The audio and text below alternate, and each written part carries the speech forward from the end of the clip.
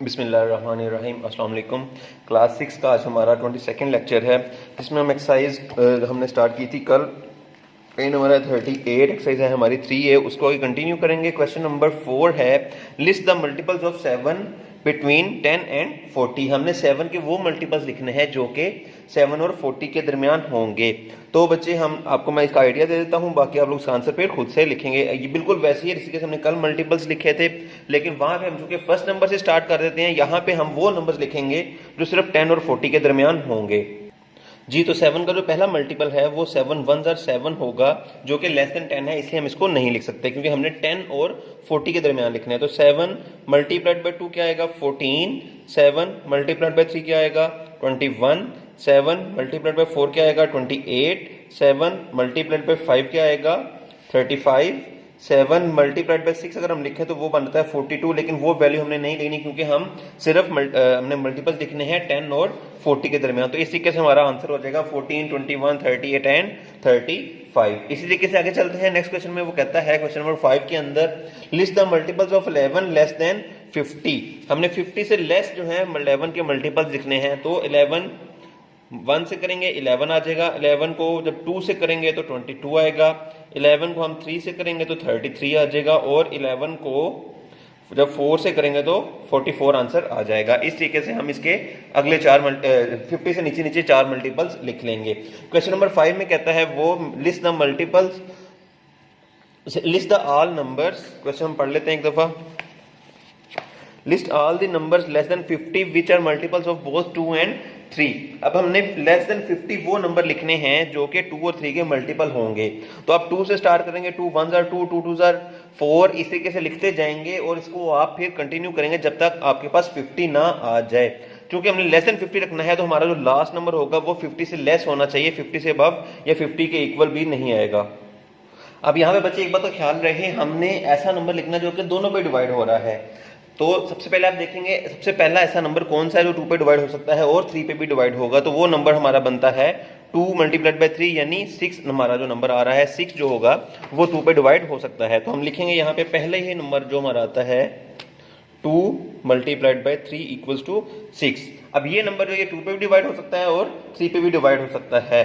तो पहला नंबर जो वो 6 है। आगे तमाम नंबर्स के लिए हम क्या करेंगे 6 के मल्टीपल्स लिख लेंगे, यानी पहला नंबर हमारा 6 आ जाएगा। उसके बाद जो नेक्स्ट नंबर आएगा वो 6 का multiple he 6 multiplied by 1 answer 6 होगा।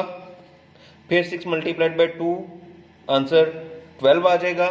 फिर 6 मल्टीप्लाइड बाय 3 आंसर 18 आ जाएगा। और इस तरीके से आप इसको चलते जाएंगे और 50 से पहले या 50 से लेस जो नंबर आएगा वहां तक लिख लेंगे। कंटिन्यू करके आपने ये बाकी सवाल खुद से कंप्लीट करना है।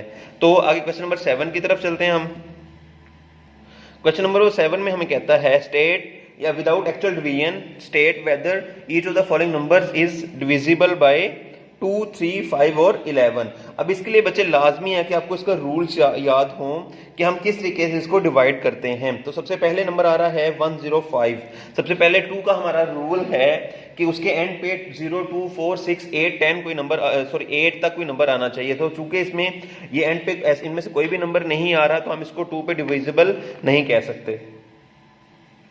दूसरे नंबर पे हम लोग इसको 3 से डिविजिबल कहेंगे। तो 3 के डिविजिबल के लिए हमारे पास तमाम वैल्यूज का सम जो है वो 3 पे डिवाइड होना चाहिए।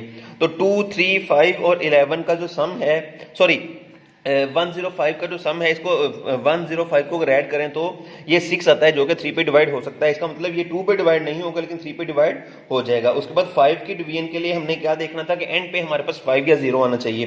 तो यहाँ पे एंड पे 5 आ रहा है तो ये भी डिवाइड हो जाएगा। उसके बाद 11 के लिए हम लोग देख लेते हैं।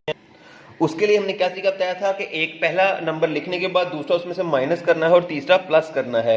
तो 1 - 0 + 5 आंसर इसका हम फाइंड कर लेते हैं। यहां पर 1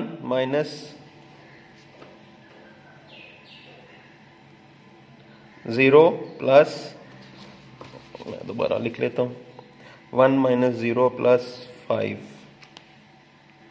तो 1 - 0 + 5 करने से आंसर हमारा 6 आ रहा है जो कि 11 पे डिवाइड नहीं हो सकता। तो चूंकि ये 11 का मल्टीपल नहीं है, इसका आंसर 11 का मल्टीपल या 0 नहीं आया, तो ये फिर 11 पे डिवाइड नहीं हो सकता। तो जो पहला नंबर है हमारा वो सिर्फ 2 वैल्यूज पे डिवाइड हो सकता है, वो है 3 और 5। उसी तरीके से आप पार्ट नंबर 2 देख लें, उसमें भी एंड पे पार्ट नंबर 2 में 997 में एंड पे 7 आ रहा है, तो ये भी अगेन 2 पे डिवाइड नहीं होगा। यहाँ पे मैं लिख देता हूँ 3 और 5 पे सिर्फ डिवाइड हो रहा है। इसी के दूसरे पार्ट में भी 2 पे डिवाइड नहीं होगा। 3 के लिए हम इनको सम कर लेंगे, 9 + 9 + 7 करें, 9 और 9 18 और 7 25, और ये भी 3 पे डिवाइड नहीं होगा। इसके अलावा 5 के लिए हम करके देख लेते हैं। 5 में जब हम एंड पे 5 आना चाहिए तो 5 या 0 होना चाहिए, तो चूंकि 5 और 0 कोई भी नहीं आ रहा तो ये किसी पे डिवाइड नहीं होगा। इस तरीके से 11 के लिए हम क्या करेंगे, 9 + 9 - 9। तो जब इनको हम सॉल्व करेंगे 9 - 9 + 7, तो 9 - 9 कैंसिल होने के बाद आंसर 0 हो जाएगा, और +7 करेंगे तो आंसर 7 आएगा, जो कि 11 का मल्टीपल नहीं है। तो ये फिर किसी पे भी डिवाइड नहीं होगा, तो नन लिख देंगे, या नन ऑफ देम आप यहाँ पे लिख दोगे। इसी तरीके से बच्चे आपने इसका पार्ट नंबर 3, 4 एंड 5 कंप्लीट कर लेना है। यहां तक आपका आज का काम है। होपफुली आपको क्लियर हो गया होगा। Thank you.